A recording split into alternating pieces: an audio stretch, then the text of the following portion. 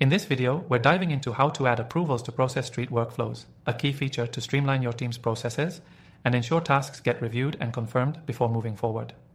By the end, you'll know exactly how to set up these approval processes, improving your workflow management and ensuring tasks stay on track.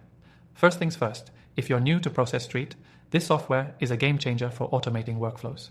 It's simple yet powerful, and with the right setup, it can save you tons of time.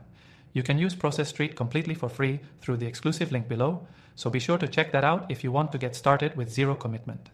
Now, let's jump into how to add approvals to your workflows. Approvals are typically needed when you need a task to be reviewed by a specific person or team before moving on. In Process.st, adding this feature is incredibly simple and intuitive. Start by opening the workflow you want to work on. You'll need to edit or create a template to get started with the approvals. Once you're inside the workflow editor, select the task where you'd like to add an approval step. You'll notice the Approvals option in the task settings. Click on that and you'll be able to add an approver. This could be an individual user or a group. You can also customize the approval process by setting up what happens if the approval is granted or rejected. Now you'll want to decide what happens next in your workflow. Do you want the next step to be unlocked automatically after approval? Or do you want to set it up where, if the approval is denied, the workflow stops or something else happens? You can set this up with conditional logic, which gives you a lot of control. For instance, you can set up different branches in your workflow for each possible outcome, ensuring your process adapts based on the approval status. An additional feature worth mentioning is the email notifications that are automatically triggered when the task is waiting for approval. This makes sure the approver gets notified promptly, ensuring no task is missed and everything stays on schedule. Don't forget, when setting up approvals, you also have the ability to set due dates and priority levels for each approval task. This helps ensure that the right people are taking action on time, which is key for maintaining smooth operations.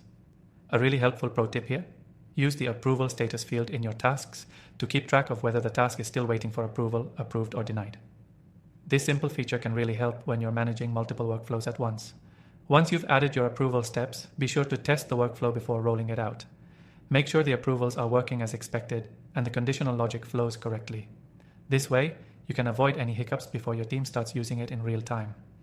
As I mentioned at the start, you can use Process.st for free through the link below, and there's an exclusive bonus for getting started right now.